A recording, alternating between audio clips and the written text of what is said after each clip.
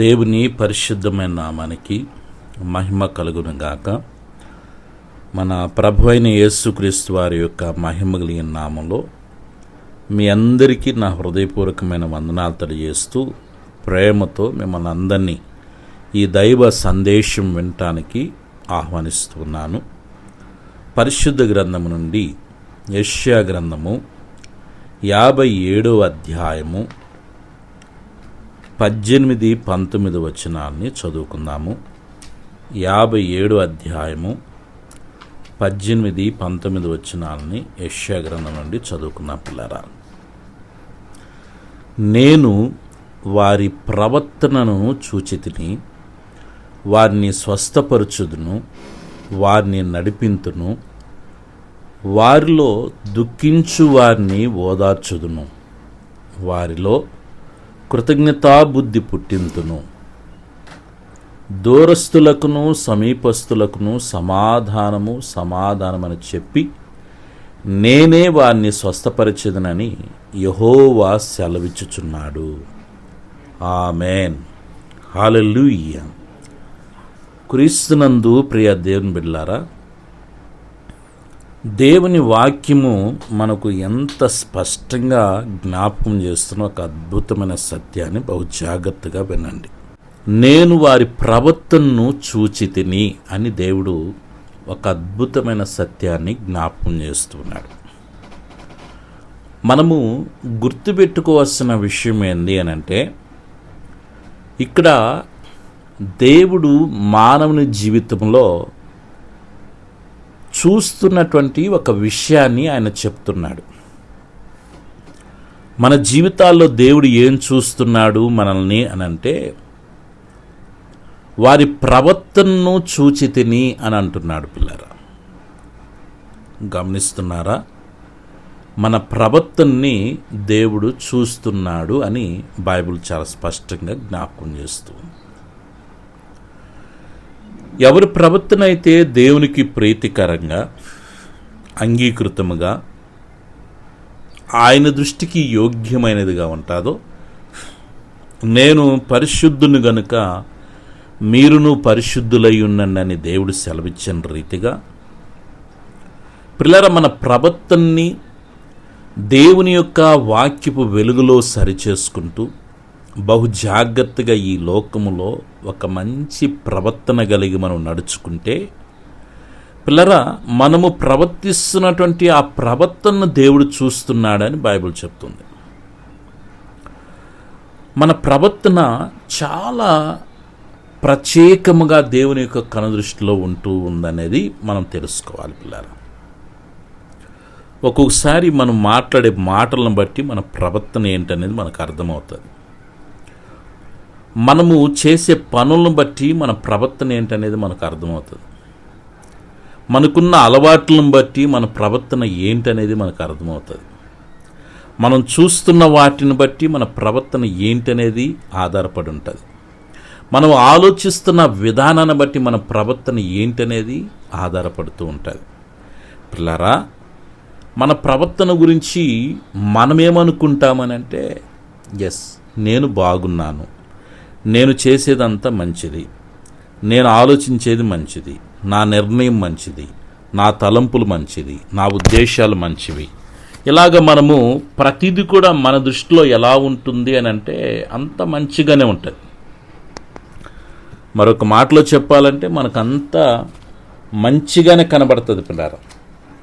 కాబట్టి మనం నిర్ణయం తీసుకునే ఆ నిర్ణయాలైనా, మనం చేసే పనులైనా, మనం ఆలోచించే విధానాలైనా కూడా అంతా మన దృష్టికి బాగుంటుంది కనుక ఓకే, అది పర్ఫెక్ట్ అనుకుంటా మనం మంచిగా మనం తలంచి దాని ప్రకారం మనం వెళ్ళిపోతూ ఉంటాం పిల్లలు. కానీ మనము మంచిది అనుకున్నది దేవుని దృష్టికి ఒకవేళ మంచి కాకపోవచ్చు. మనం మంచి అనుకున్నది ఒకవేళ మనుషుల దృష్టికి మంచి కాకపోవచ్చు.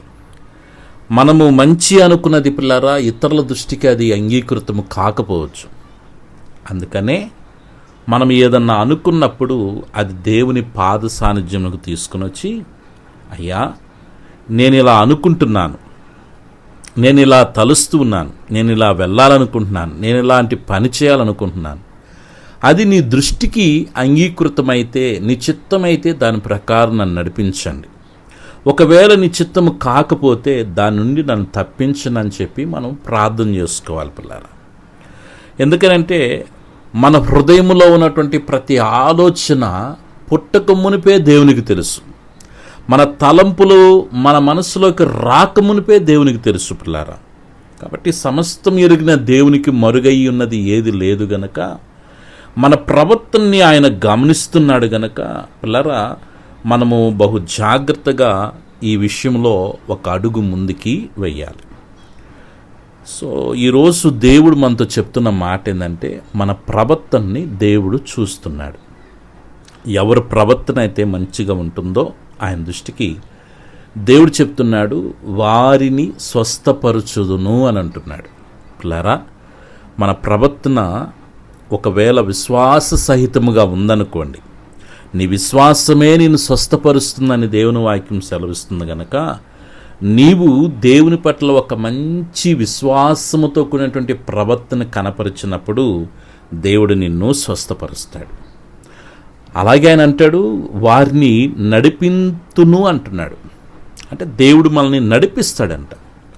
పిల్లరా, ఈ లోకంలో అనేక రకాలైనటువంటి శ్రమలు, బాధలు, కష్టాలు, ఇబ్బందులు, ప్రతికూల పరిస్థితులు ఎన్నో మనల్ని ఆవరిస్తూ ఉంటాయి.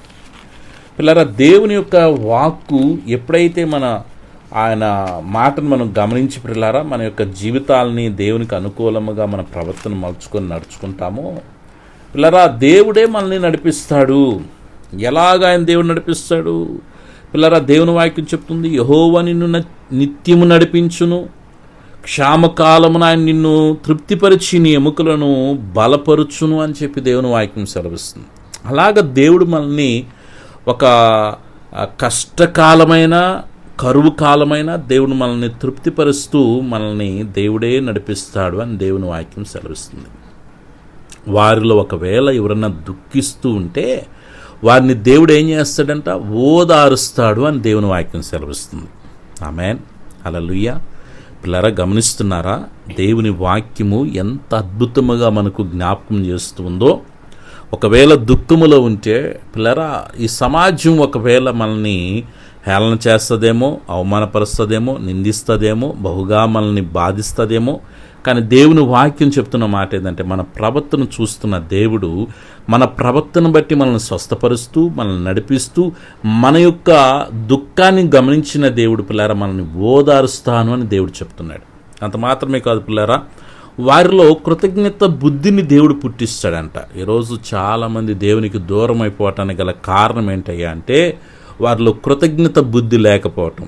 ఎన్ని కష్టాలు వచ్చాయో, ఎన్ని బాధలు వచ్చాయో, ఎన్ని శ్రమలు వచ్చాయో, ఎన్నిసార్లు అనారోగ్యాలు వచ్చాయో, ప్రమాదాలు జరిగాయో, పిల్లల మరణకరమైన పరిస్థితులు వచ్చాయో, వాటన్నిటిని దేవుడు ఎలా తప్పించాడో, రక్షించాడో, కాపాడాడో, విడిపించాడో, రక్షించాడో పిల్లరా, ఇవన్నీ తెలుసుకొని కూడా చాలామంది కృతజ్ఞతహీనులుగా వారు దేవునికి దూరం అయిపోతున్నారు. కానీ నీ జీవితం పట్ల దేవుడు చేసిన కార్యాలకి, నీ బ్రతుకుల్లో, నీ కుటుంబంలో, నీ సంసారంలో దేవుడు చేసినటువంటి మేలును బట్టి అనేక సమయాల్లో దేవుడు నిన్ను ఆదరించిన విధానం, ఇవన్నీ మనం గమనిస్తే పిల్లారా, కృతజ్ఞత లేకుండా మనం ఎలా ఉండగలుగుతాం చెప్పండి?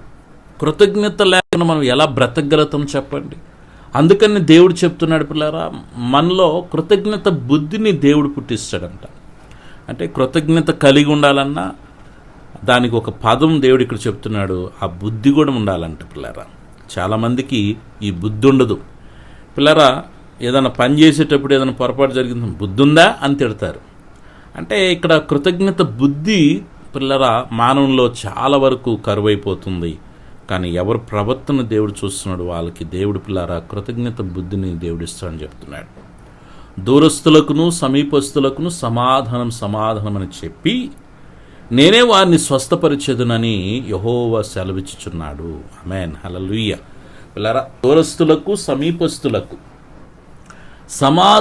సమాధానమని చెప్పి దేవుడే నేనే వారిని స్వస్థపరిచెదను, నేనే వారిని ఆశీర్వదించెదను, నేనే వారిని కాపాడెదను, నేనే వారిని వర్ధిల్ల చేసేదను, నేనే వారి జీవితాల్లో అద్భుతమైన కార్యాలు, ఆశ్చర్యమైన కార్యాలు చేస్తానని దేవుడు చెప్తున్నాడు.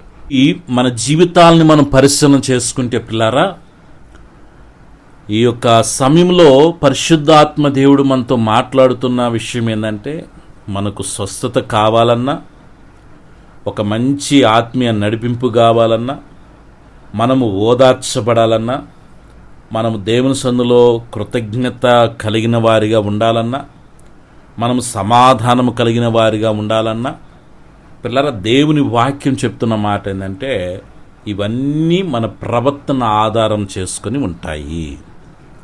కాబట్టి మన ప్రవర్తన దేవుని దృష్టికి ప్రీతికరముగా మార్చుకోవాలి.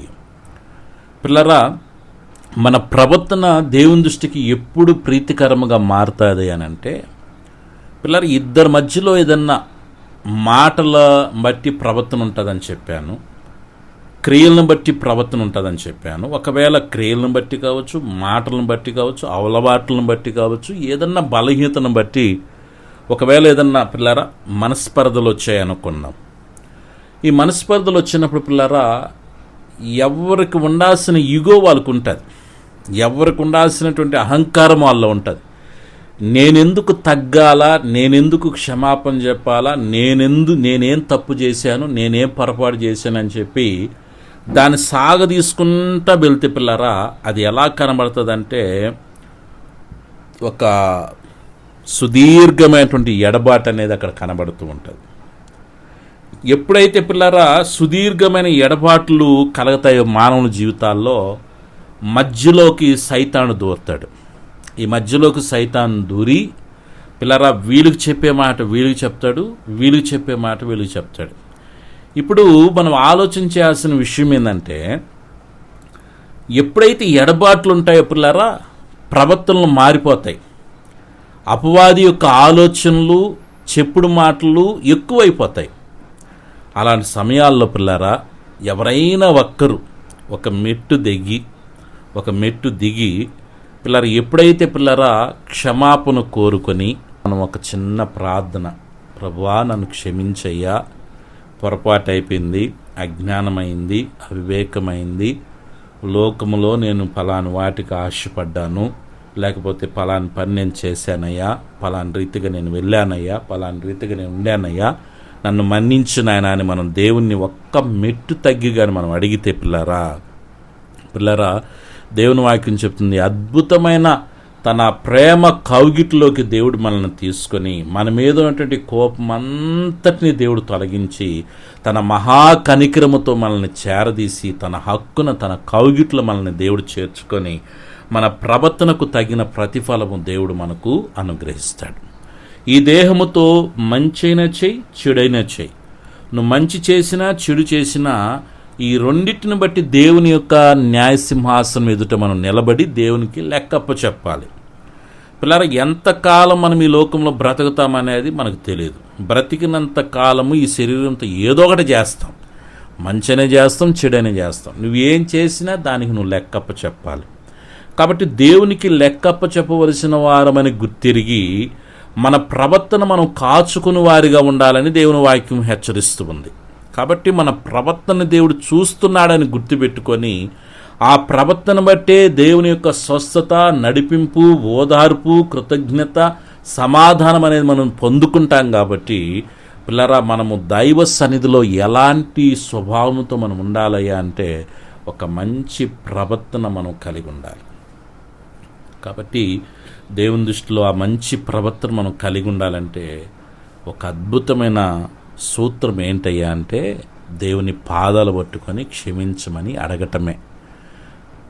అతిక్రమాలు దాచిపెట్టువాడు వద్దెలడు, వాటిని ఒప్పుకొని విడిచిపెట్టువాడు కనికరము పొందుతాడు. కాబట్టి దేవుని యొక్క కనికరం మనం పొందుకోవాలన్నా, మన ప్రవర్తన దేవుని దృష్టికి అంగీకృతంగా మారాలన్నా మనం దేవుని సందులో పిల్లారా క్షమాపణ గుణముతో మరి దేవుని సందులో మనం కానీ ప్రార్థన చేసుకోగలిగితే ఖచ్చితంగా మనకు మనశ్శాంతి, సంతోషం, నెమ్మది, ఆరోగ్యాలు దేవుడు విస్తరింపచేస్తాడు.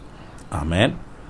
కాబట్టి ఆ రీతిగా మన ప్రవర్తన దేవుని దృష్టికి యోగ్యకరంగా చేసుకొని ప్రభు కృపలో దేవుని సన్నిధిలో ఉన్న స్వస్థతను, నడిపింపును, ఓదార్పుని, కృతజ్ఞత బుద్ధిని, అలాగే పిల్లరా సమాధానం పొందుకోవటానికి పరిశుద్ధ ఆత్మదేవుడు మనందరికీ సహాయం చేయనుగాక.